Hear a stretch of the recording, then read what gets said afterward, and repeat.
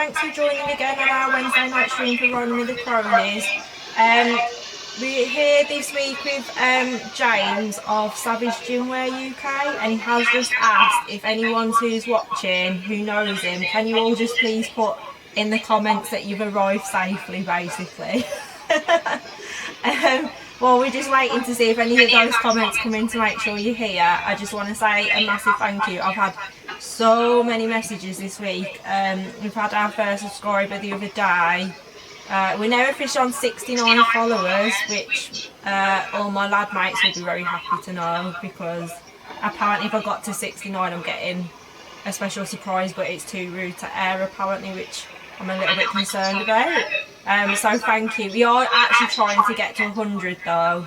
69 was just obviously a very rude joke. So yeah, first time here, thank you for everything you're doing. Oh, thank you to the comments coming in.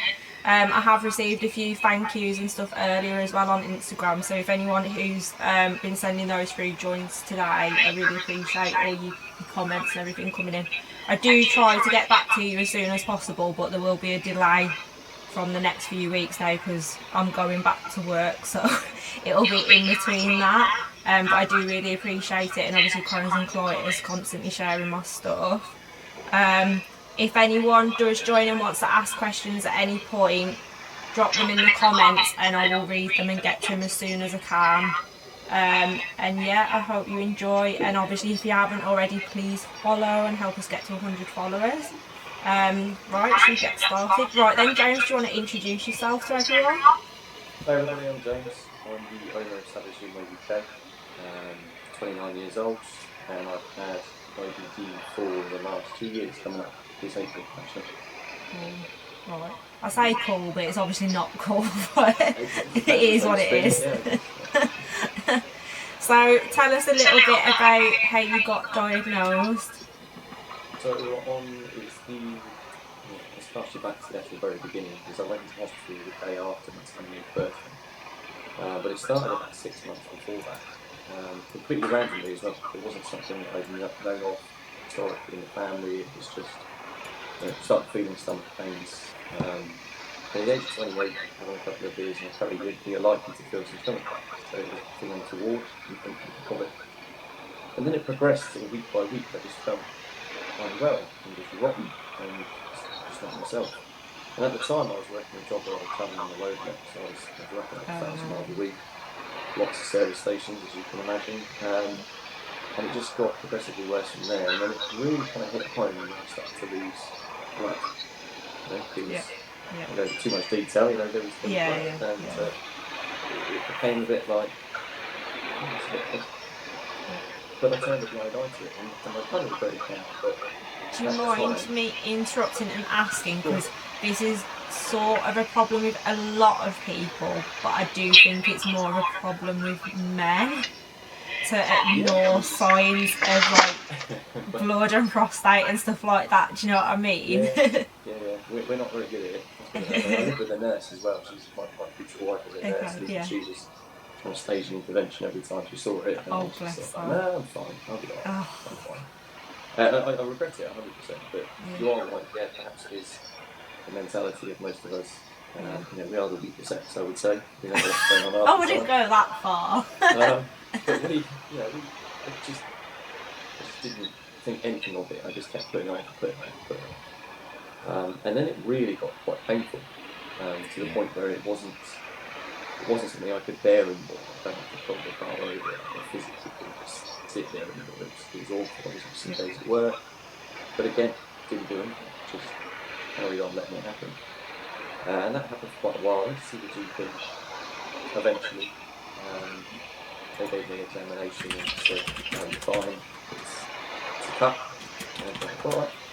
Just took it on the chin, went home, carried on. Then carried on getting worse and worse and worse. At the peak of it being at its worst, I was going maybe 12, 13 times, going every time. It was significant volumes of blood. And you'd think, in hindsight, you're an idiot, why didn't you do anything about it at the time? You just don't.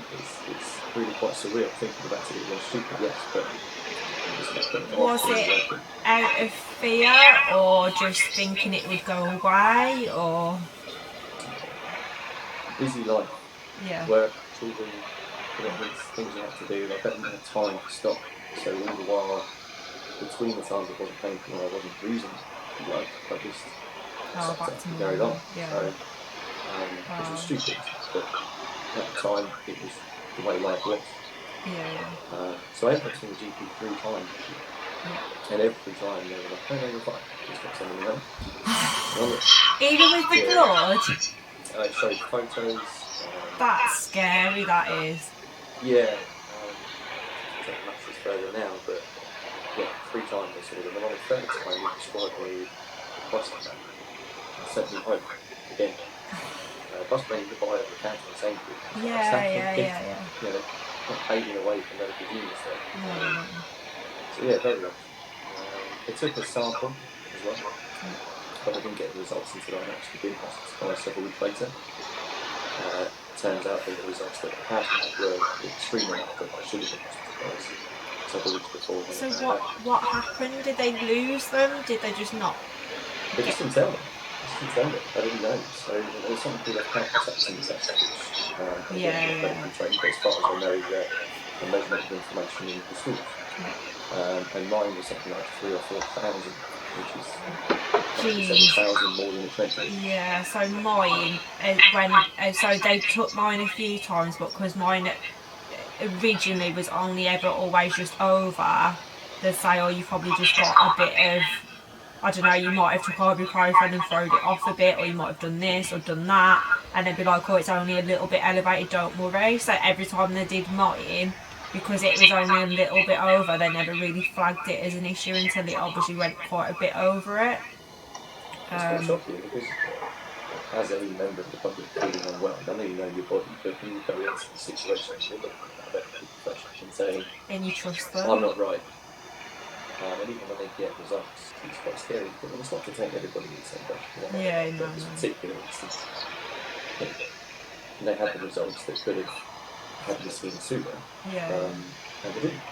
And it wasn't until I was in hospital, I think, 2 or 3 days, that my consultant came around and said, why didn't you come and see me? I was like, yeah. And he told me the test result, and he said, did nobody tell you to come and see me? I don't know. It turns out it actually referred me to the one unit, which is why I was going to see.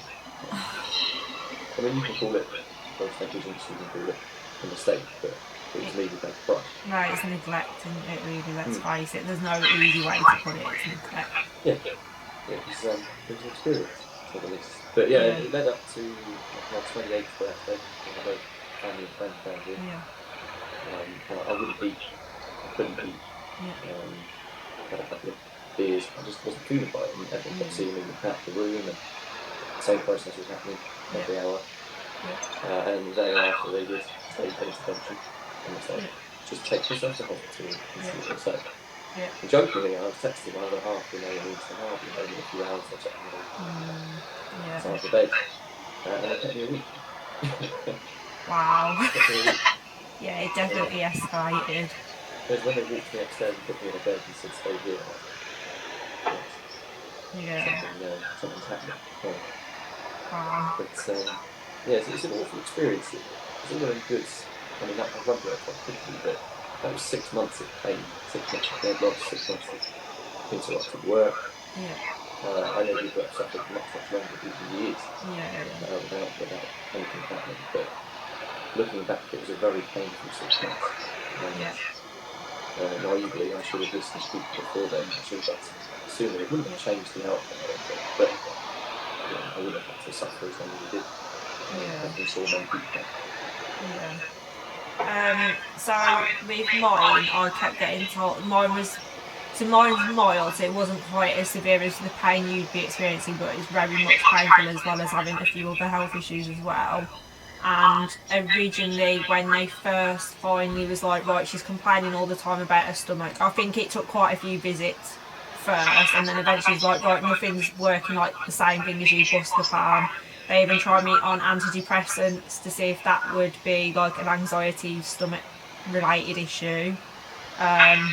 they give me like the peppermint capsules. I think they try me on about loads of different things. And is it Lopamide that's like the little tablets to stop you going? They give me quite a lot of different stuff to try. And then eventually they sent me for an MRI scan, and it took 11 months to come back. And That's probably a worse thing, isn't it? Having a well, holding your Crohn's in effectively, I guess. yeah, well, I suppose everyone experiences different levels of it. Yeah. To experience a mild form so wrong probably makes it harder to realise yourself and get diagnosed, because Yeah. if I wasn't diagnosed now, I'd be doing pints of blood clot today. Yeah. People who are experiencing pain but perhaps not at the same level or different, Yeah. that's the symptom Yeah. potentially the same outcome. It must Yeah. be very challenging. Well, see, because I think mine's been mild, they found it difficult to say, because I can honestly say the pain threshold's quite high. I can go up to 14 times a day at my worst. I did have blood a few years ago, which was one of the times I went back, but I haven't had blood for quite some time. It was quite a few years ago, but I have had to the point where, this sounds really grim, but I wasn't eating at all, but I was still going, and it was basically I'd have a glass of water and the water was coming out behind, and it looked as crystal clear as if it was in the glass, other than the fact sometimes it would have like mucus, and I'm assuming at that point it was like stomach lining and stuff as well. And I went even then, and they still said it's probably not anything to worry about. So within reason, although it's still mild, it's not by any means pleasant or normal, I guess. But they did an MRI scan, and it took them 11 months to bring it back. And when I went to, in the end, I ended up like fast forwarding quite a while later. I actually paid private to see a consultant in the end, and they was like, oh yeah, there's a lack of people who can read the data for MRIs. There's a lack of them in the country, so that's why it probably took so long. And I'm like, 11 months is not it, like, to pacify it off's not good. And I'm now signed up for online bookings with my doctor's surgery, and all like your previous info's on there. And they did actually find something, although it come back fairly normal, they did find something which I don't understand because I'm not a doctor, and it literally had on there saying about someone had physically gone and wrote with a biro Crohn's ?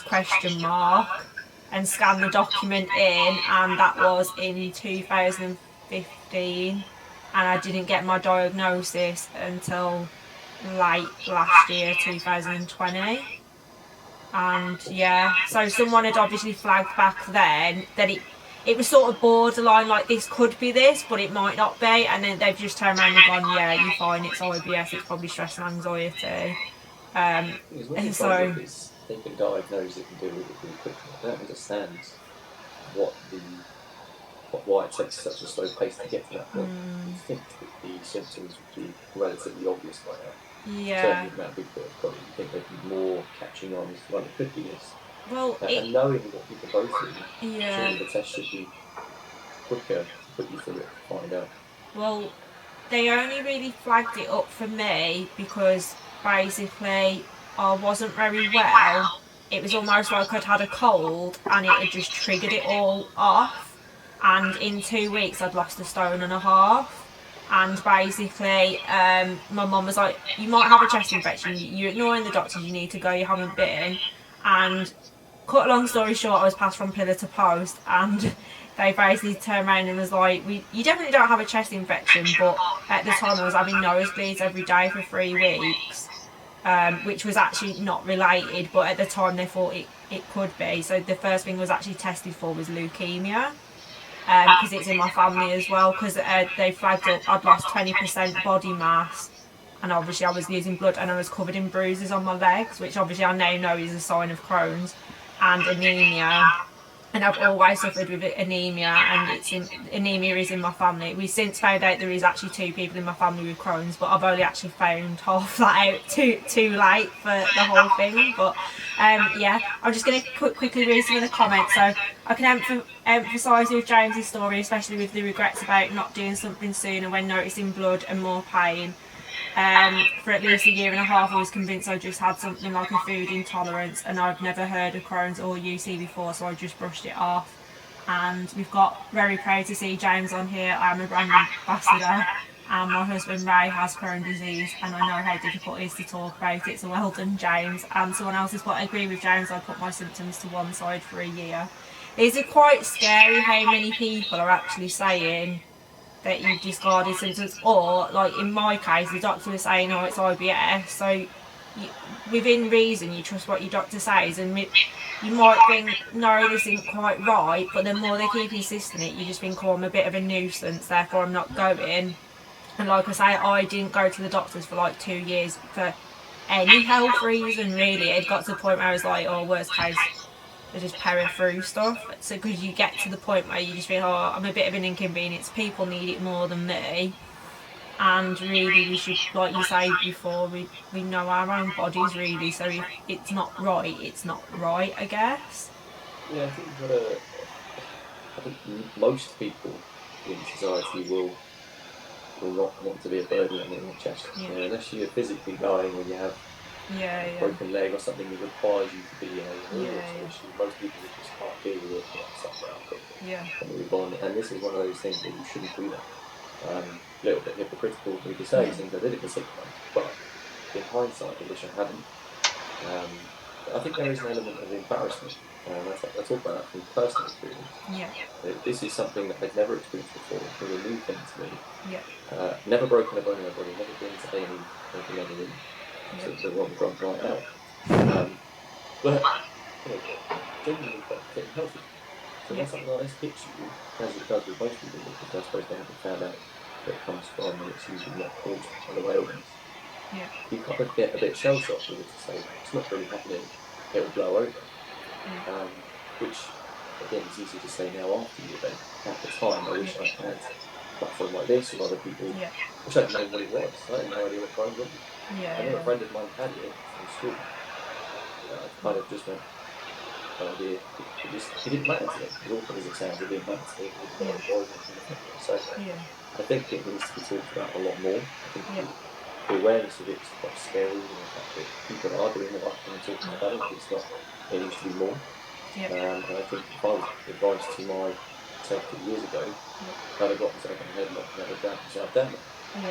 Because you should have done it. Easier said, depending on the circumstances, probably easier to say than do. But that would be one of the biggest things I would stress with any of it, is to, as awful as it sounds, suck it up and don't deal with it. It may be nothing. Hopefully it isn't. And the other side, it just isn't intolerance. But better to know than go through that kind of 6 months. And it does affect them. It does affect family life, and others around you do get concerned. I say it's not normal, because anything normal would be ever have, but it's not normal to do like 12 times a day. You've got to snap out of it and realise that. And I'm not saying distrust medical professionals, but if you know you're something that is not right, keep banging that drum, keep saying something. When I got to hospital, I mean, the weight loss thing was a big deal. I lost a lot of weight. I was down to 62 odd kilos from like 75, 76 years now. It doesn't seem like a lot, but look, cool. I was going to say, for a guy, I mean, I generally work in stones, but I know for a guy 62, like, that's pretty worrying. Because, I mean, I think I'm 50 something now. So, at my worst, I was 7 stone 8.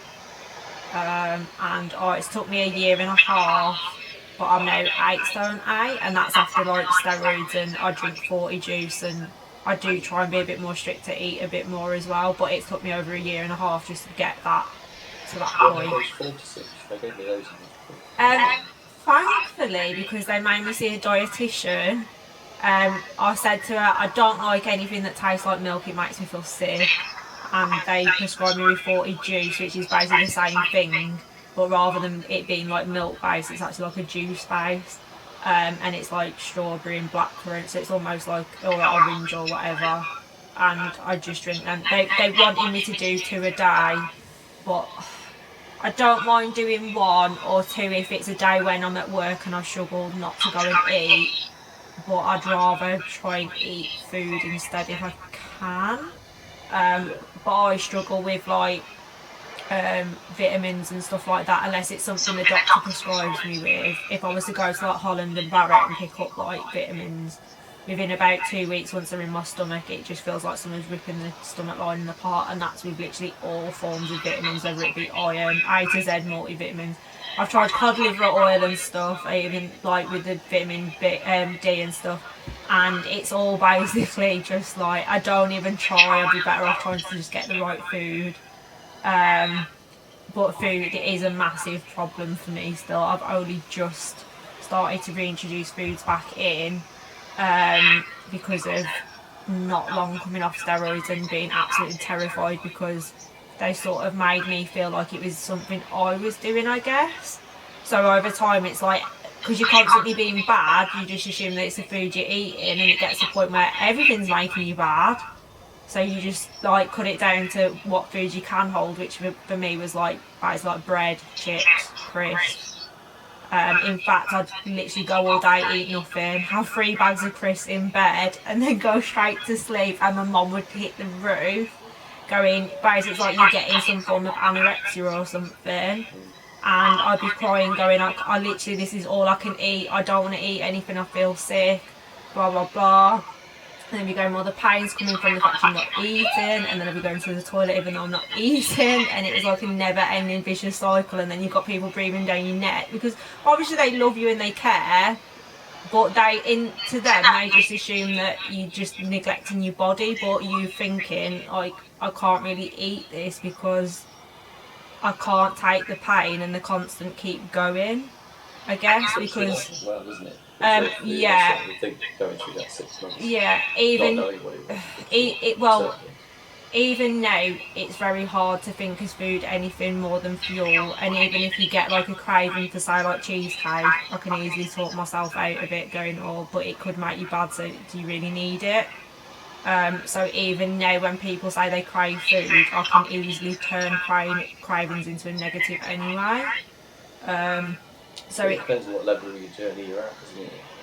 I'm still very new into like only just getting steroids. So for me, my flare really, if it wasn't for the steroids, I think would still be somewhat going, to be honest, because I'd had 2 weeks of hell, 3 months where it was like I'd probably have 1 day at the month where I was okay, and then I've never really been normal since, and that was about a year and probably a year and probably 6-7 months ago now. So even up until my steroids, like, which was, I finished taking them about a month or 2 ago. I've only just gone for my first IBD nurse sort of thing, so still very early on. So yeah, so for about a year and a half I've literally lived off like a croissant or like chips.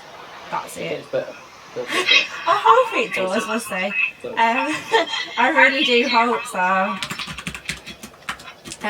Sorry, I'm just going to put in the chat, hello, thank you for stopping by if you're still watching. Yeah. Oh, not quite putting it in the same sentence there. If anyone's in the chat and has any advice actually in terms of like with food and stuff, because everyone is different.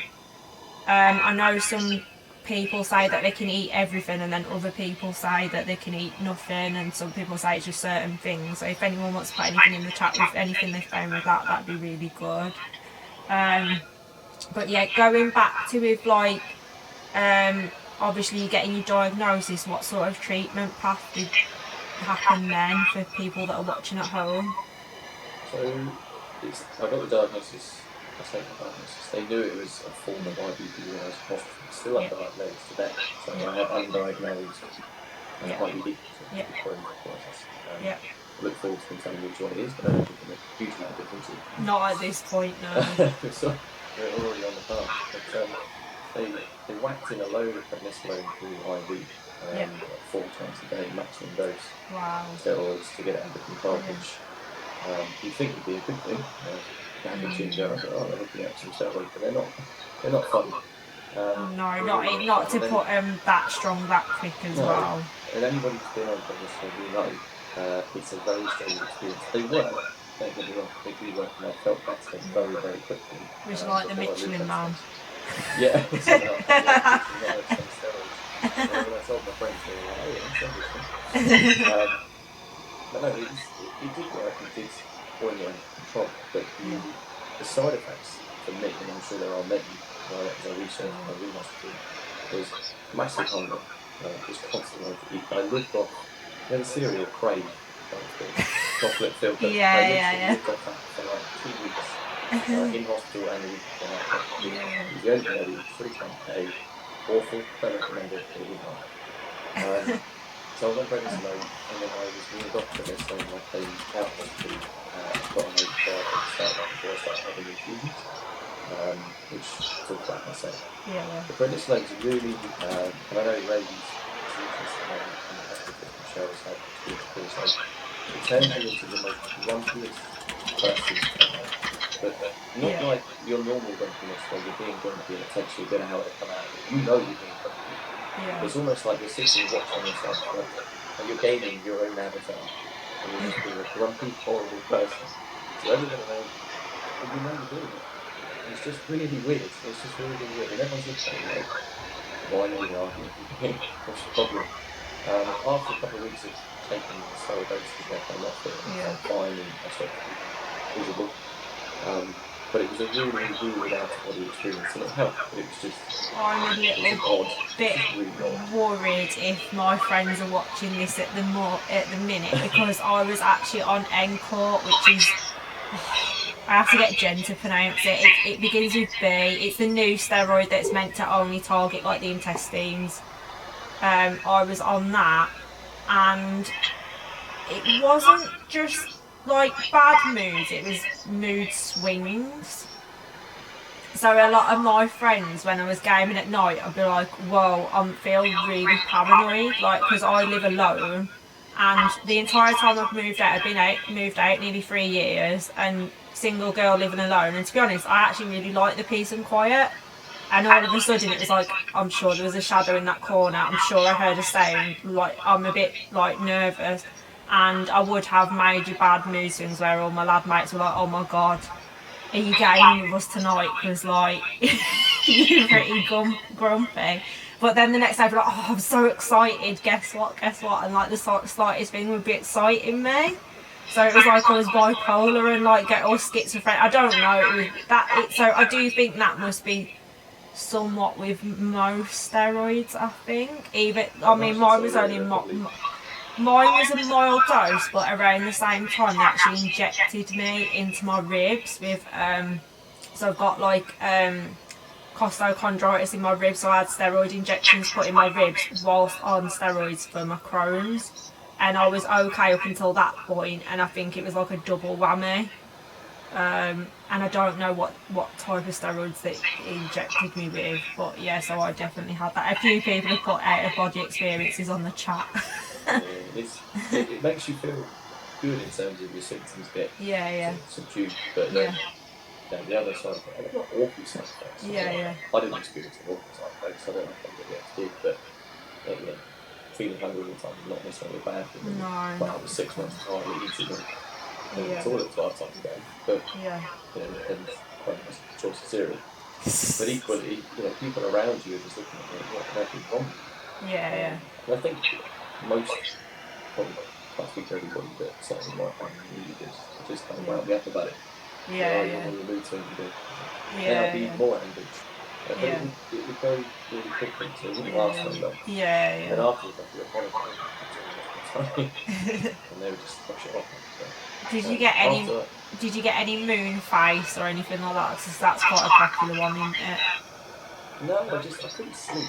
Was another one. I really couldn't sleep. I'd sit up hours and hours and hours watching movies. But I wouldn't sleep through the day either, so it wasn't like I was tired during the day. It was probably a good thing. I was getting maybe 2 or 3 hours a night, and I felt fine. when it wore off, obviously I thought, but other than that, it just, the out of body experience is probably the best prescription. You don't feel yourself, you feel utter, you're not sure who you are. You're looking at yourself like, if I spoke to myself like that, I'd probably punch me. Like, what's wrong with you? It's just weird. Just very weird. The azathioprine I was on, I didn't get on with very well. I had to stop that after a couple of months. They used to make me feel really ill. Yeah. Just didn't sit with me at all. Yeah. But now I'm on infusions every 2 months and have been since, I think, about a month or two after I came to hospital. They sent me straight into infliximab or Flixari, or a number of different names. Do you know what? I can't pronounce any of the stuff that they give you. You just literally go, what is it? What does it do? Or I'll shove it in my mouth. How it's spelled. Somebody just got that. Yeah, same. Yeah. I know exactly which word you're on about, because in a lot of the group chats, people generally put that on there, that they've had that. Just to interrupt as well, I'm laughing at your comment, Michelle, about being on the other end as a Crohn sufferer, wife of a Crohn sufferer. Yeah, I was just giggling to that when I read it. Thankfully my parents don't live with me, and it was just my friends I was gaming with, or I'd ring my mom, rant, and then be like, right, I'm ranting now, I'm okay, I feel better, I'm going now. Yeah, sorry, carry on with what you were saying, James. No, so yeah, I was on infusions. I still have them now, every 2 months, although I've been asked to take part in a trial to do them at home. Okay. It's going to be I don't know what that looks like, except that if you want to be a guinea pig, so sure, let's give it a go. Okay, cool. But that in itself should help with not having to travel to hospital. It's not just a case of turning up. So the first set of infusions, it might be different for different people, but for me it was over 2 hours originally. Wow. So you'd turn up half an hour early, they do your obviously science to check you out, check bloods, always take bloods, and then they plug you in, and then you'd have it over 2 hours, and then they'd give you another 30 minutes of a flush, and then they'd monitor you for an hour after that. So it was almost a day trip in some respect. And that massively interrupted working life, because although it's a whole day out, the first couple of reviews you could wipe me out. I used to come home, my phones would ache, joints would ache. There was some time, it's funny now, I wasn't funny at the time, but I'd be walking up the stairs, no one else would come up behind me, and I'd just stop. She'd be, what are we doing? It's like, I can't move my knee. Like, I physically couldn't get my knee to bend to go upstairs. So it's just another weird side effect. I've grown out of it now in terms of how many infusions I've had, but the early days it was just white. It was like you run around and just got home with the pain. Like, I'm well, I'm not sick, but just really strange. But I've been having that now for just under 2 years since it started, and then moving on to home infusions now as well. But it seems to keep it relatively under control, but not have men really that serious or anything else. So it's been touch wood. Good. With me, I think they were saying that they're going to try and attempt to keep me, providing my test results come back okay, they're actually going to try and keep me med free for a little bit, but they've already given me this massive document on what they actually want me to eventually take. So the fact that they give me early, I'm assuming at some point I'm probably going to be on it, and it begins with an I, and it's got a Z in it as well, and I can't think what it's called. It's quite common to put people on it first, I think, to try and keep your flare up free, an immunosuppressant. Someone just put in the chat as well, I do my injections at home and it works really well, which is quite good, quite positive. Obviously, you was talking about work with the time off. Obviously, that ain't great when you... Well, it's not great being self-employed, and it's not great working for someone else either. So, do you mind telling everyone a little bit about that? So, at the time I was working for someone else, they were really good, but, let's not be too very enthusiastic about that, because I imagine many employers wouldn't understand. No. It's an invisible illness, people just think, I'm just sort of stomach get over it type situation. And for the early part of when I was getting those symptoms and doing my job, when I was going out with colleagues and taking them to appointments and going to national meetings and that kind of stuff, I'd have to keep pulling over, and sometimes I'd feel like them dry. And they just thought I had something bad to me. They didn't really realise the extent of it. It wasn't until I was hospitalised, and I think I was off a good 2 or 3 weeks, actually out physically working, doing anything. Yeah. They realised it was such a big deal. And they took it really well, and I was fortunate enough to be paid for that period of time. Yeah. But if it happened to me now, running such a Gymwear, it would be difficult. You know, like my involvement in something is intense. You know, it's daily, it's hourly, it's designing, it's updating websites, it's keeping track of orders, making sure they go out on time, working with my team, working with ambassadors. You know, I was only interviewing Michelle and Ray were on this group on Monday. I don't know the day where did the one on Monday morning. So it's intense. You've always got to be present. And as an upcoming brand trying to make the market, it's really challenging to be present all the time given the current circumstances, let alone being ill. Yeah. So it's not only working for someone and being off. If I wasn't paid for that period of time, that would have hit me very, very hard. I was fortunate that I was, but I also realised that I'm going to be lucky enough to be in the situation. Yeah. But the only thing I would say to that is that I wouldn't, whether I did or didn't get paid for it, I wouldn't change it at all. Maybe my health comes first. You can always find a job. Which is probably not the right climate to say that, given what you've had for the last 12 months, but you can always find a job. But it's always your health has to come first. There is no point putting yourself into a position where you deteriorate that badly just over work. It's just not working. I definitely have learned that the hard way. So I've been self-employed for ironically about 5.5 years and been showing symptoms for roughly probably about 6 months in, which is why they mainly put it to stress because of having a business. I do employ staff as well, and I've obviously COVID made me have a bit of a reality check as well, I guess, with everything that was going on.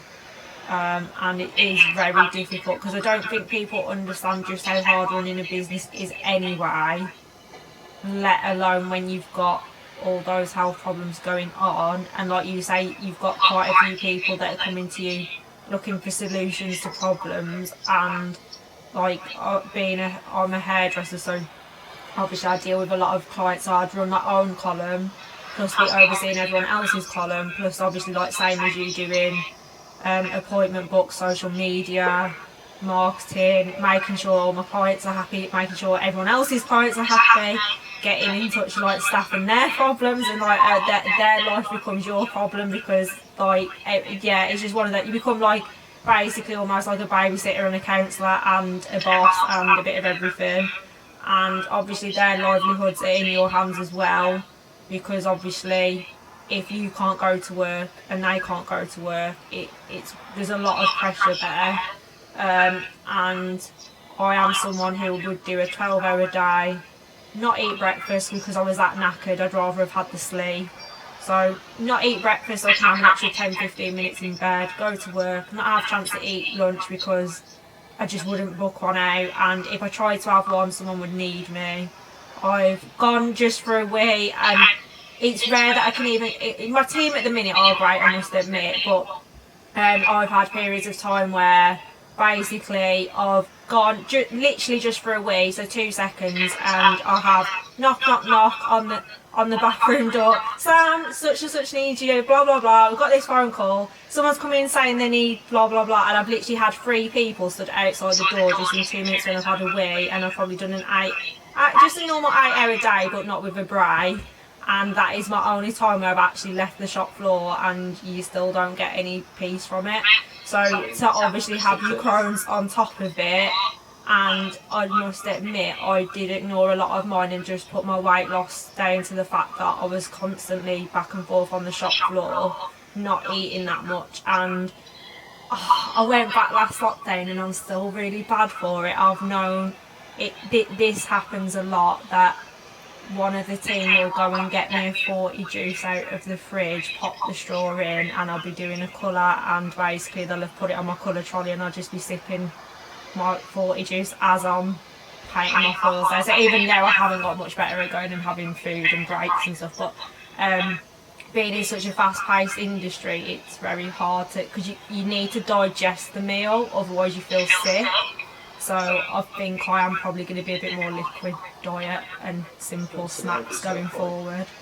good people, and it's good to hear that people, you know, look after you in that sense. Yeah. You My team now are everything. Yeah, I must admit. Previously, that's something that's a very long-winded story, but previously not so good. But my actual team now are amazing. That will make sure it'll be like, if you definitely have had your drink and your food and your whatever, and you definitely took your meds and you've done this and you've done the other. That's good. You need people like that around. Yeah. Because you know, you'll have good days, you'll have bad days, and hopefully more good than bad. But if you've got people around that know you know what you're going through, then it makes working life easier. Perhaps not as a business owner, because you always want to be immersed, and sometimes it's hard to let go. Sometimes it's hard to let people get on with it. Yeah. But equally, you need to learn to do it and not put so much pressure on yourself. And it all comes back down to looking after yourself, which that gets said a lot out there. I always look after yourself, but it is true, because if you burn yourself out, you're not good to anybody. So, I rely on my ambassadors all the time to bring new ideas in, to support our promotions. They really do pull their weight, and they're very, very good. So, but the more that they do, the more I feel confident giving to them. So it is helpful to surround yourself with people. How is everyone at remembering to take their medication? I'm pretty good. I usually wake up early because I know with like a lot of tablets you can't have food and drink, and I basically wake up early, take mine, go back to bed, so the minute I wake up I can go downstairs and have coffee, because I am not a nice person until I've had at least 2 cups of coffee. Amy's on the chat. So here lies Amy, who's on the chat commenting, and Posh Spice, who commented earlier, both 2 of my members of staff. Amy just occasionally stops by to help out, because it's technically a second job, so sometimes she just pops in and helps out. But Poppy, who put the purple hearts earlier for me, she's one of my full-time members of staff that's on tonight. So yes, I have to be nice because they're there watching. But yeah, talking about work, we'll use this moment now to actually talk about, because anyone who's watching who doesn't know James, I'm just going to show a little bit of, I've got all your website up there, very proud of myself. So do you want to sort of tell everyone what sort of happened from going from working for other people to obviously having a Gymwear company? Yeah, of course. So I own another business called Store 91. It's an online fashion business. So fashion, use that term loosely. We're not going to Milan or anything like that, but we resell clothing from wholesalers into the fashion market, and it's doing quite well. We've actually separated the websites out at the moment, which is why you can only see something where you care at the moment. And it all started from that, really. I did it whilst doing another job. Got it all set up and got funded, and it's kind of taken off and done the same thing since then. And we were selling things like Under Armour, Better Bodies, Adidas, a whole bunch of Gymwear things. And I've always been a big advocate of Gymwear. We've been very fussy with Gymwear.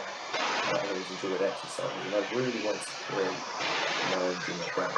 Although I went into a market that was incredibly competitive and obviously very hard to do. But and it took me about 6 months to design and look at my own crew, get it all together, and I got copyrights for it. But coming up with the name was a really challenging part, and it was a colleague of mine I worked with who came up with it. She literally just said the name Savage.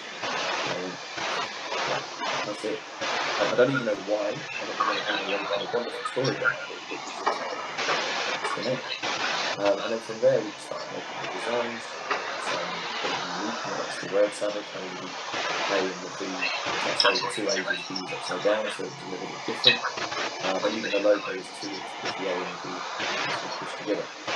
And it kind of went from there. I did a few sample garments, started speaking to ambassadors, started sending out items, things people wanted, and it kind of snowballed from there. And it's, I'm not running before I can walk. I realise it's a competitive market to be in.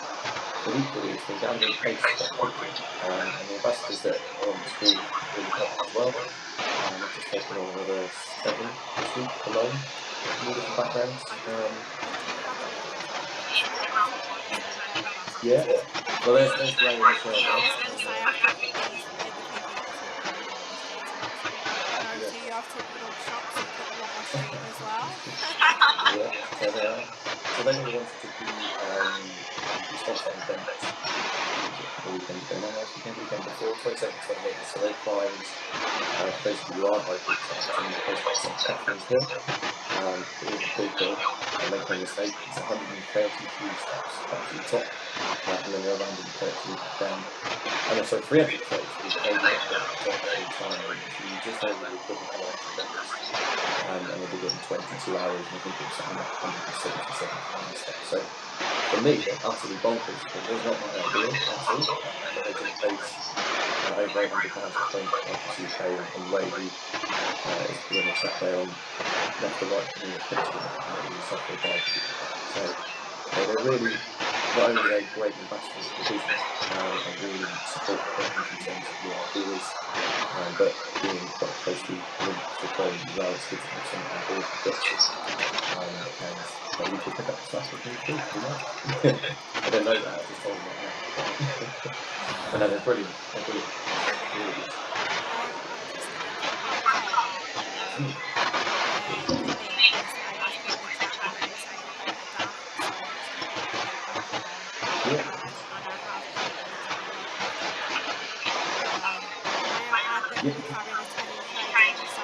Yes, sorry, I keep forgetting that bit. They were carrying 20 kilograms in my back.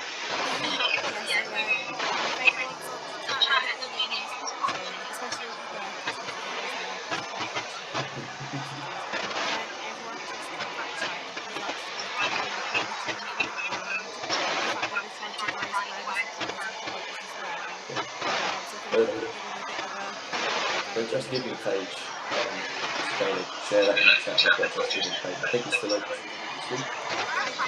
And I've told them if they can get up to 900, I'll see them over 1,000. It'd be really good to finish that off for them, definitely.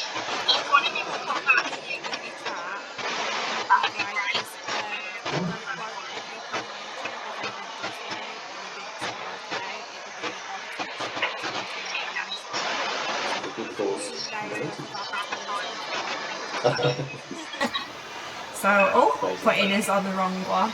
Yeah, so, right, carrying on. So, obviously, the concept with work and stuff, that's really good and everything. How did you find that you were in, obviously, your home life if you obviously got a partner and... Because that sort of takes its toll as well, with especially having the symptoms, especially if she's been getting on at you to go to the doctors and you've been going, no, I'll be alright. You think living with a nurse, I mean, yeah. She told me many times, and she never lets me forget it now, but she was really supportive actually, and really understanding, perhaps not just from a medical background, but I always said to her, I said to me in hospital, I was very lucky that I didn't have an operation, I could have ended up with a bag there and then, which, luck or unlucky, I was fortunate at this stage not to be there, which is a good thing. But I was worried as an individual. I say we've not been together long. We've been together long enough, but it's always the thought of that's a complete lifestyle change. If you're on your own, you're doing it on your own, it's only you, and then you build up to that with relationships with other people, and that's something they see as they become your partner. But being with her for so long, I was concerned that I was thinking, no, I don't want to do this. It's not a good thing. But how wrong was I? First of all, it wouldn't have been a bad thing anyway, from what I learned after in terms of the process of actually having a bag. I was quite, quite surprised that people get on with it really well. I talk to people that have actually got a bag and they're like, it's easy, it's not as bad, it's not all the end of the world if you have one. But equally, she was really, really supportive. It doesn't matter what happens. I'll stand by you and we'll get through it. She still keeps calling me an idiot for not going earlier. So, the only challenge we did have was before we went in and after I went in with all the treatment, I was very concerned that we've got kids, so I'm expected to pull my weight and look after them and help around the house, etc. And there were many days where I just couldn't move and I just wanted to sleep or just wanted to not home and not be around, and that was probably quite bothering. But she took it in her stride, and now that I'm better, I'm expected to pull my weight just as much as I want to. She's been very, very supportive. Yeah, I think that is one thing, because it is quite nice to talk to people from obviously different backgrounds, whether they're on their own or in relationships or married or whatever. Because it's quite interesting to see like how different people will react different. So obviously, like you say, some are really supportive and that, and then other people potentially not so much. If they're not, then you know it wasn't meant to be. And as sad as that sounds, someone can stand by you want to stand by. Yeah. And that's it. Come to natural, be the best of you, and if someone can't handle that, then they're not for you. Yeah. I definitely agree. She's in the other room, but she was very supportive. No, that's good. If anyone's in the chat, we've got like about 8 minutes left, so if you do want to ask a question, feel free. I have to add, I could not have got through any of my symptoms without my wife. She's been amazing. Yeah, if anyone is in the chat actually who has got relationships, or obviously I know the one was saying as the wife of someone with it. Obviously it is nice to hear that there are people out there who are very supportive of it and stuff. I think sometimes a lot of people just assume you just go to the toilet a lot, so it's very difficult for some people. Obviously if you've got a nurse, it's a bit different. Yeah, she always used to say to me that we like to escape from the throne from time to time just to get away from the chaos. But now I've got a easy.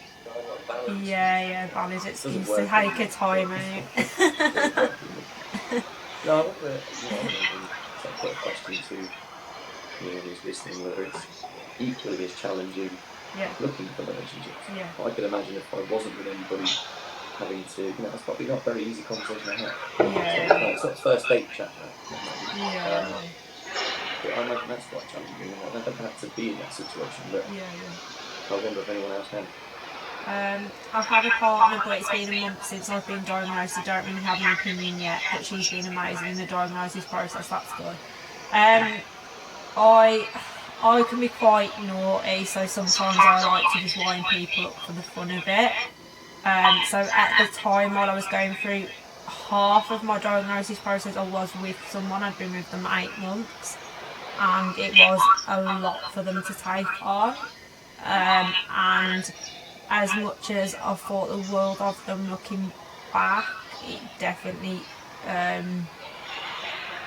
don't know what the word is, it was a lot for them to take on, we'll just say. So, but yeah, I definitely agree. I don't think if people can't handle it, I don't expect them to handle it, because it's a lot for someone to take on, but at the same time you just sort of need to think, well, you're not for me, see you later. But yeah, I can be a bit naughty. I do like to wind people up when I see an opportunity. I do sometimes take it. I'm quite bad. So I was like saying to Louise last week that sometimes when they'll be like, they'll do an icebreaker of like, so what's your superpower? And I'll be like, I can go to the toilet up to 14 times in a day.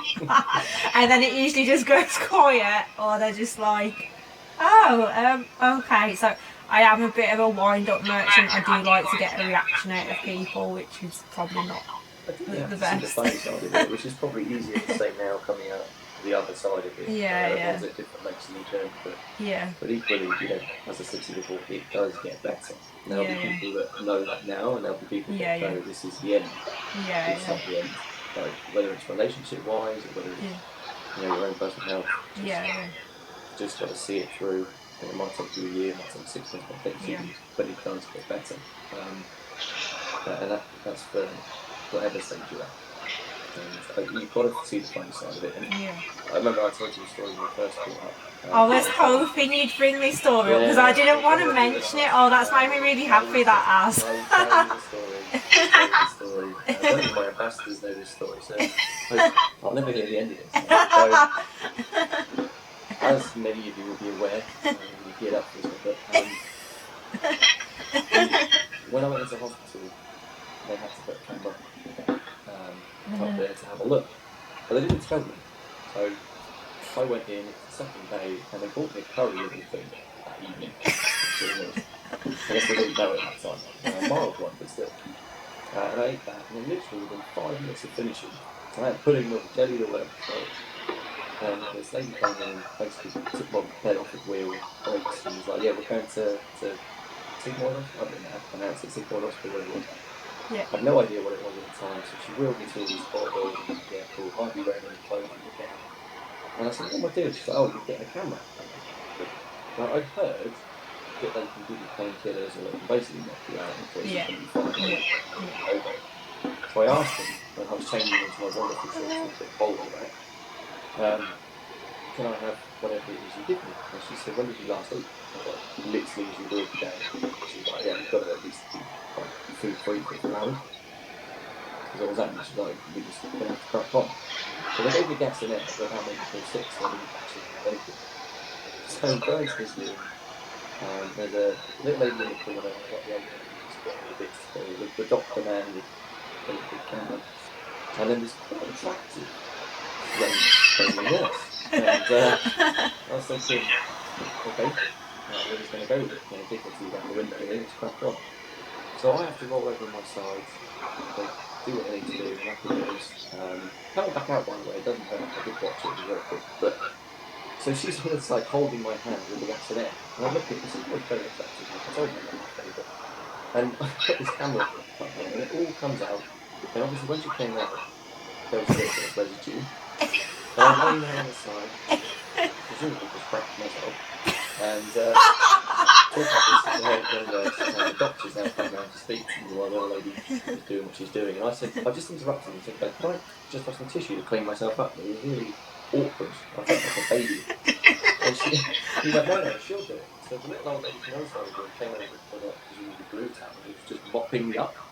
So I'm laying there talking to the doctor, and this really attractive young nurse getting my arse wet, basically. And I was laying there like, not really sure how I reached this point, but it was embarrassing nonetheless. And safe to say, I didn't see her again. But, it's probably for the best, would you want to, really? Yeah, I'm not sure I would have wanted to see my other half at that point. It was a very surreal experience. So yes, there is the story. Oh, so everyone who's watched that, I think that should be a clip, that should be, because you have to see the funny side of it, because I think you would actually cry sometimes with stuff that you go through on your daily basis. Like, surely this isn't normal. I think the worst one for me was, have you ever had to have a pill cam? So it's a pill cam, so basically it's you do like the dummy camera and then you do like the proper camera, provided the other one doesn't get lost. Yeah, my dummy one never got found.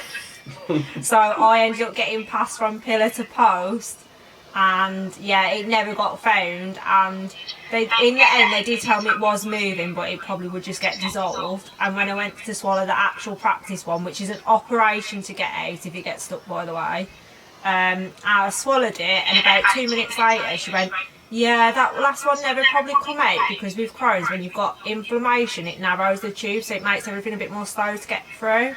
So I probably wouldn't eat a big meal when you finally can eat, just in case it gets backed up and it gets stuck, because obviously we're going to need to operate to get it out. And you know, when you're thinking, I've just swallowed it, why have you let me swallow it? If you go in, yeah, it definitely looks like it's probably Crohn's anyway, because that one was slow moving through. And obviously when you do it, you've got to find it to know that it's gone through you. And yeah, and obviously for days I was having to root around, and my mum was like, what are you going to do? And my story is the fact that I'd got lots of clear freezer bags and was putting them into the toilet to then basically, thankfully, squash the outside to feel for this camera. That the first one, the test one, never come out. At some point it must have dissolved, and eventually obviously had to feel around for this camera that I'd swallowed, and was like, at last, at least that camera's come out. How big is the camera? Amy, are you referring to the one I swallowed, or the actual camera that goes up? If you're on about mine, they say a large vitamin pill, but if anyone has ever had it, it's total bullshit. It's like the size of about 4 large vitamin pills. It's massive. Amy had put to your comment earlier about saying, of course it was curry. Oh, you'd think they'd know, wouldn't you? And I think people underestimate the mental strength and resilience it takes to deal with IBD from both suffering yourself and also from a partner's point of view. That is 100%. Yeah, I do honestly think when I talk to people now, people who've got like invisible illnesses or like physical illnesses or anything, or having to put up with the other side of support, especially when we're struggling, it must be quite hard for loved ones to watch as well. I do think that, I don't know, you build thicker skin, I guess, and you do see the funny side and stuff, because I think you can only be miserable for so long before you go, right, I'm going to dust myself off, it is what it is. And there is a point where you accept it. Yeah. I think the quicker you get to that, and some people may be listening and going through probably the worst time ever, as I keep repeating, it does get better, but as soon as you realise that you're on that journey and that's it, like there's no going back, the more you accept it, the more you deal with it, the easier it becomes. And I can say that from experience, because I was in that position when I was first diagnosed. I was like, not. And then I very quickly was like, I'm going to get my weight back up, I'm going to get back in the gym, this is not it, I'm going to crack on. And I feel better than ever. And yes, I do have some relapses from time to time, but my treatment, and I'll just keep plodding along to whatever the next thing is. The one in the barn. The one in the barn. Amy, you don't look when it's going up there. I imagine it's on like a pipe or a stick. I was too out of mine to know, and I didn't want to know. It is, I don't know the size of it. It's long. There's a long way in. I don't know the thickness of it. Probably. God. I don't even want to know that bit, because at some point I'm going to have another one in so. The width of maybe a Sharpie. Probably the best way to do it. Like the circumference of a Sharpie. It's quite small. It doesn't feel like it, but it's quite small. Coming back out, it does. Make no mistake, it hurts. When they're. It only hurts because they pump gas in, so they pump air into the down. That is. Then going into real detail, it's basically like having trapped wind, but you can not get rid of it. You just can't get rid of it. When they start to bring it out, it comes out with it. So be prepared for that. No matter if you try and hold it, no matter what's coming out. Coming back out the other way, I was watching the screen, I was watching taking biopsies and that looks out, and it doesn't hurt at all. So it's, if you're interested in anything, biology-wise, I won't recommend looking at it as it comes back out. I remember seeing my intestines on the screen and thinking, wow, they're really clean, but at that point they had given me a lot more, because I did try to pull. I had to have my throat first, and then they spun me round and went up, and because I tried to pull the camera out twice for the first half, they gave me more for the second half, so it wasn't actually very painful for me, because they did go, right, let's virtually knock this girl out, because clearly she won't just do as she's told. Oh, if you have choice, absolutely. Oh yeah, everything they're going to give you, take it. That is one recommendation, take the lot. Everything they give you, take the lot. I thought we were talking about book cans, pain in the arse, pardon the fun. That's true. And then I just want to go back up to another one, because it's quite an important one. Do you guys have any advice for a beginner Crohnie? Yeah, well, you see people around you, particularly family, and question everything. Literally, don't just accept it, question everything. Ask as many questions as you need to. I recently went for my vaccine for COVID, and even though they told me it was safe, I questioned when I got there, told them what I had, told them when I had treatment, told them what I was on, questioned everything. Be a pain in the ass, you've got to be confident that you're getting the right treatment and that you're happy. And if you're not, tell them. Like, I didn't sit well with the diet and told them I got it. Like, don't just put up with it because you think you're getting results. Like, you've really got to, be honest and work through it. And the only other advice I would give, which I've said about 4 times, is just know that it does get better. So always keep that thought in your head. You'll have some days where you're really fed up, and you'll have some days where you feel fine, but it does get better. Anybody tell you that it does get better. I don't think it's just the fact that it gets better. I think once you know that you're on the right track to having some sort of treatment, and that the fact that they're now know you've got Crohn's, so they are now going to actually start to monitor you. I think there's a bit of comfort in, because like for 5 or so years for me, obviously I just thought it was something I was doing, so it sounds a bit harsh, but it's almost a relief to go, oh actually it's Crohn's, because that means it's not me, which is a really sick way of looking at it, because it's not something you want to be diagnosed with.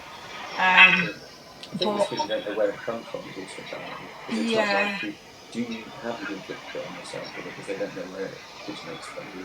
Yeah. You don't know whether it's something you could have changed, but Yeah. best thing's not to dwell on it and just Yeah.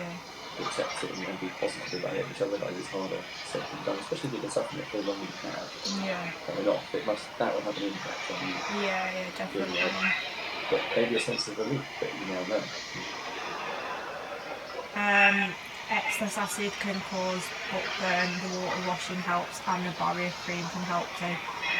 Talking about that with the camera, if anyone hasn't had a colonoscopy yet and you have to have one, buy Vaseline in advance, because if they give you what I call movie prep, because I think it moves, but it might be movie prep, there's always like people who pronounce it different.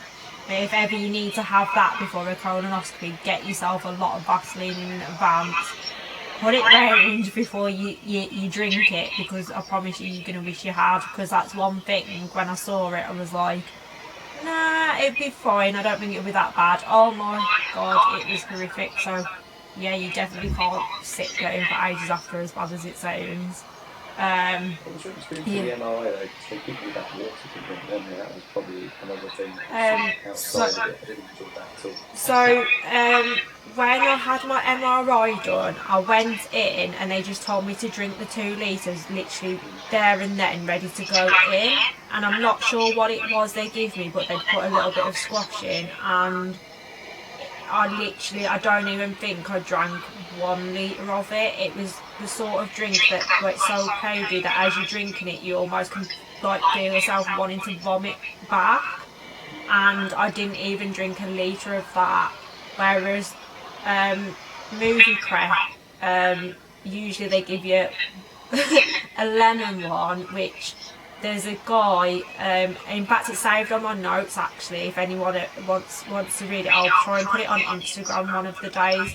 So I read this blog, as I was drinking it, I was reading this blog. So before anything had started to happen, I was literally reading it on, almost like thinking, oh, what do I expect, how long do I wait, blah blah blah. And this guy's blog on it, that he literally writes an article on what it's like to drink movie prep and go for a colonoscopy, and it's the funniest thing I've ever read in my entire life, and it's saved on a note in my phone, and I send it literally everyone, because even now when I read it I wet myself laughing at it. And he compares it to goat spit and urinal cleanser with a hint of lemon, and nothing describes it any more accurate than that comment. And for ages after, a lot of lemon cleaning products, I literally, if I smelt them, it was like I'd have flashbacks, almost like my brain for a second would think I'm having to drink it again, and I'd feel sick. And it's only just started to ease off that sickness when I smell certain it's not lemons, it's like the cleaning lemon smell, like the disinfectant lemon smell. And yeah, it still gives me almost like, yeah, it gives me like PTSD when I get a whiff of it. I'm like, oh god, I've got to drink that stuff. Oh no, I haven't. Yeah, and that is the only way I can describe it is when it finally comes, the sound, if anyone's ever tipped mop water away down the toilet, that is the sound he makes, because it's that horrific. And he literally describes on the blog that you actually end up shitting into the future.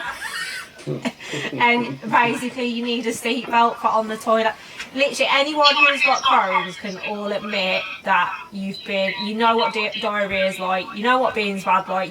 You can honestly say, probably all of your friends, whenever they say they've been bad on the loo, you feel like going, you have no idea how bad it is to actually be on the loo, you have no idea. But you drink that stuff and you're like, oh, you know what, I've never ever quite had it quite this bad. Yeah, and then even after, on the morning, so you drink it the night before, then you have to finish it halfway through the night virtually. It's like, I think I had to finish mine at 4 in the morning. It's bad enough trying to drink it at night, but at 4 in the morning to wake up and drink it's much. And basically, even at like 7, 8 o'clock in the morning when you're travelling to the hospital, you're still thinking, oh my god, I still think there's more left, and what if I need it when I basically get there? And you think, like, I've literally got no more to give, how can I still feel like I'm going? And in total, I spent 6 hours on the loo in total, and the longest one was an hour and a half in one go because you're too scared to even go. And it sounds very grim, but I have like a radiator by my toilet, and I turned my iPad on, propped it up on the radiator, and was sat watching Netflix all night in the bathroom. And occasionally I'd leave the bathroom and flick it onto my fire stick in my bedroom to just get back up again with my iPad that I'd left permanently in there, and I'd just press the button and it'd go, do you want to carry on from where you left off from, like in the bedroom? And I'd be like, yeah. And I would just sit there and hope that it'd be over. But yeah, an hour and a half I was sat on the toilet at one point, just consistent. And it was usually at least 30 minutes at a time, and it was about 6 hours total. And like I say, even at the hospital I was still thinking, oh my god, I think I'm going to need to do it. Someone else has put, your the prep is not good, and spot on. Yeah, so anyone who's drank it knows. And when they say, I think depending on how severe you are, you have to have a colonoscopy probably every 6 months to 3 years. I don't know. I don't know if anyone can shed any light on that. But obviously at some point you are all going to have more, and I dread the day I've got to drink that again. I was so grateful I didn't have to drink it for my pill cam, because the guy before me, when I went for my dummy one, did come out with a box of it, and I remember thinking, oh god, if I've got to do that again.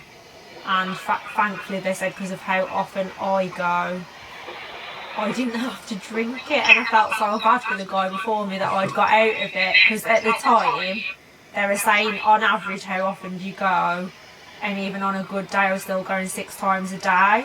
So I got out of it because it was like, you're probably going too frequent for it to matter for that. I've lost count of how many times I've had, they know the routine there and knock me out each time. Yeah, definitely take everything that you can be given.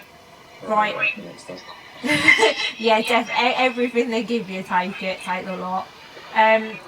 Does anyone want to ask any more questions? Because we're actually an hour and 15 minutes in. I'll just give it a few minutes and see if we get any more questions rolling, or anyone wants to add anything. And also, if you haven't already followed, I would love it if you do. Or you can also go on my Instagram, that's in the bottom of the screen as well, and just go back and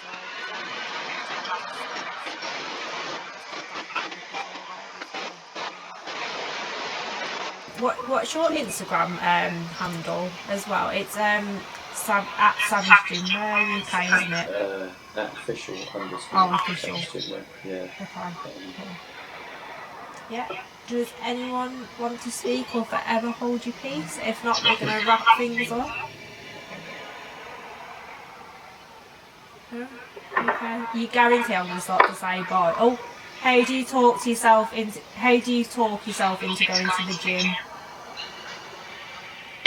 Good question.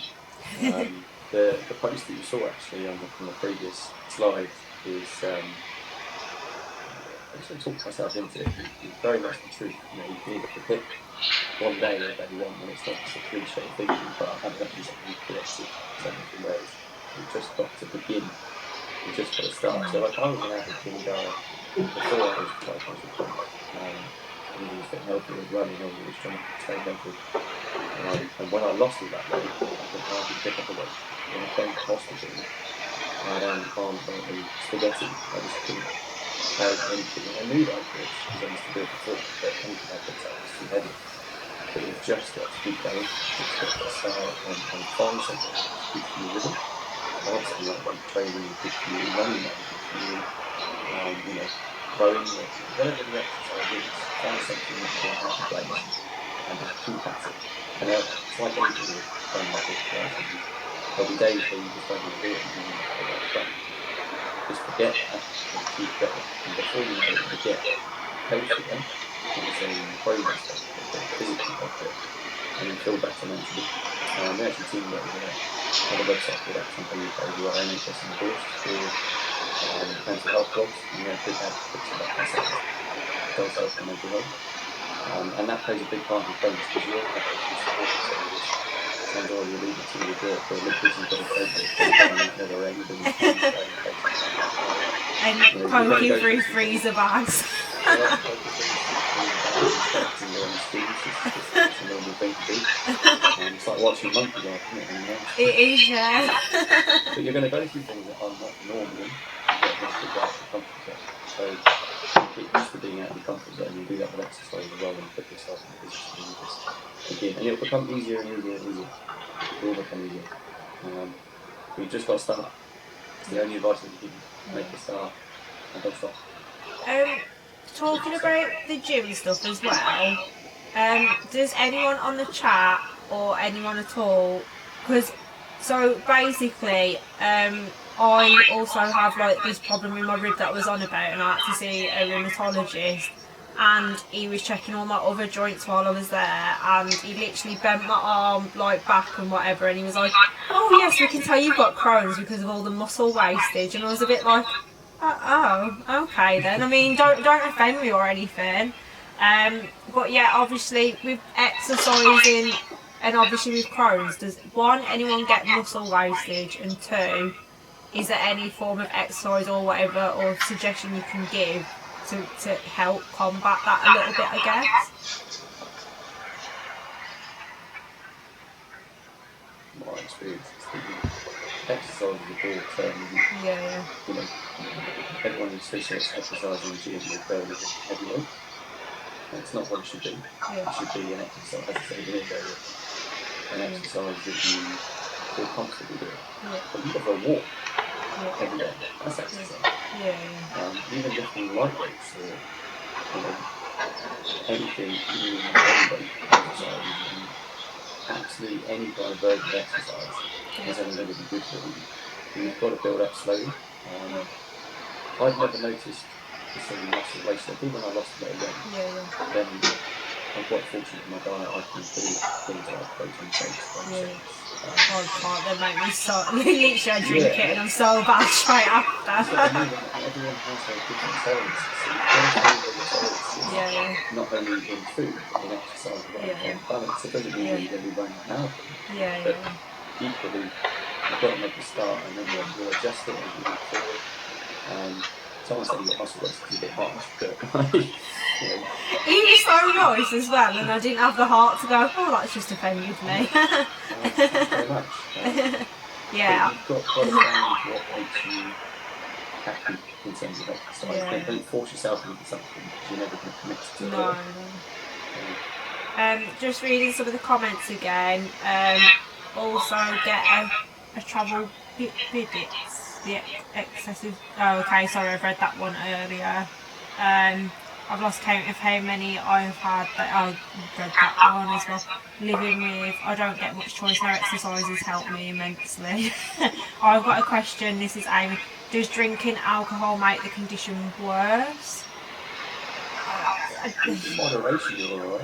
I still enjoy a beer, but I can't drink like I used to when I was 18, let alone if I've got Crohn's or not. But it doesn't help.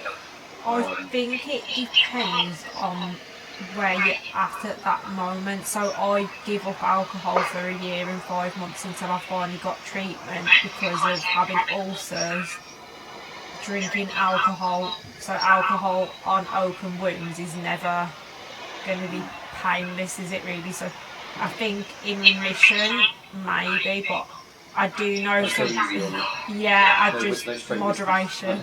I do know one of my friends, their mutual friend has got Crohn's as well. I've never met him or anything, but I know they said they went on a guys' weekend, and let's just say he didn't make it to the toilet in time because he'd been drinking a lot. So I think okay as long as you're sensible, but really you should be sensible probably anyway. But yeah, it just might be a bit more painful or aggravating or whatever, I guess. It's like anything, isn't it? Exercise, food, going out. Moderation and everything. Learn your tolerances. Yeah. I wouldn't recommend going on a 24-hour bender straight out of the gate, but No. you know, just pace yourself.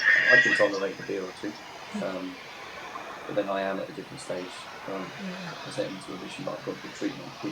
When I was on my 20th birthday, and I was straight in the toilet, so it depends who says. I have. Do you know what? I'm not even going to try and pronounce that. I know spondylitis, but I'm not going to try and pronounce that A word. And since exercising and running, I no longer need any painkillers for it. That's amazing. That's really good. I have. You say I have more sore joints and back pain, but not muscle wastage. I'm actually okay on my joints. I do get back pain, but I think it's a job that I do, or I sit in a lot at a desk. So I'm either doing one of two things. I'm either doing a lot of account work and like doing all my streaming, or if I'm honest, I'm gaming, not gonna lie. Or I'm working it all day like hairdressing, so I do get a lot of back problems, but I put that down to the stuff I actually choose to do. But the muscle wastage for me is just like, at work at the salon I'm constantly walking up and down all day, and I do go on a few walks like during COVID with my friends, but I struggle to get a lot of exercise in because of even not having the energy from being at work all day. I've like worn myself ragged, but also I can't do things like sit-ups and stuff either because of the damage on my ribs. It's like it's too painful. But I think it's mainly in my arms that he was commenting on the most, but I definitely do have weak arms. I could literally, like, compared to the stuff I used to be able to carry compared to now, I'm like a toddler trying to carry stuff now. I'm the height of one as well, it's quite bad. Well, thankfully being 5'2.5" and like muscle wastage, especially when I was 7 stone 8, I always usually have bright hair colour. It's like the most boring my hair's been for a while. And I always used to get asked if I've got a student discount, so I started being like, oh no, I've left my card at home. So having muscle wastage does have its perks because they all think you're a lot more like childlike than you actually are. So you use the quotes to your advantage if you can. Do you have any more questions at all? Anyone? Because I know I'm going to try and say bye again and someone else will come through, so speak now. Yeah. Right. Thank you everyone who stayed, especially those who stayed from start to finish. If there is anyone that's like passed through and gone again, it's very nice to have people on the stream. Massive thank yous to people who've commented and got involved as well. We do actually get more VIP content the more people actually chat in the thing, so it means that you guys get like better emojis to use and stuff if anyone use them in the stream and stuff as well. I'll be back next Wednesday as well, and it'll be just me on my own for the first time. It'll be the first ever stream that I've ever done solo since starting streaming, because we're I think I'm about 5 weeks into Rollin with the Crohnies, and I was streaming just gaming for a couple of weeks before that. I've only been at it, I'd probably say it's just over 2 months now from start to finish, a very new stream. So thank you guys for all the support. Like, it's like very early days and I've been very lucky to get a lot of following already, and to affiliate and getting subs now and stuff like that, and that would only happen because of the support. That doesn't happen without it, so thank you everyone for that. You can also turn your notifications on, so every Wednesday it'll alert you when we go live as well. And yeah, thank you everyone so much for like basically sitting through it and listening and joining in and telling us all about your stories as well, I guess. Right, so James, do you want to say bye to everyone? Yeah, just thank you for everyone who's been in and took the time to listen. Even some of the embarrassing stories that come out of. And a massive thank you to you, Sam, for doing this and keeping it going from everyone at Savage Gymwear. Keep it up, because it's these conversations that need to be had a lot more. And I urge anybody listening to this to share it with your friends and family and your Instagrams and everywhere else, because this needs to be done more often. So yeah, 100% credit to you, and thanks for having me. Perfect. No, thank you. And just for those people that are watching on the stream, this is very top secret, but I will tell you all because you've all hung around and stopped by and commented and like been really great to interact with, that although next week I will be on my own, I have got confirmation. I'm just waiting on one more person to get back to me, but it's definitely going to go ahead either way by the look of it. Not next Wednesday, but the Wednesday after, I am actually going to have everyone back who has IBD on one single stream. So it'll be about 6 of us talking about IBD in one go, so it's going to be absolute carnage with everyone on here. Plus all the chat, and I'm so excited because basically we're going to have like about 5 weeks worth, well 5-6 weeks worth of content all going on in one stream. So that is like top secret, and I'm not going to share that on social media yet, so any of you guys have found out in advance first basically.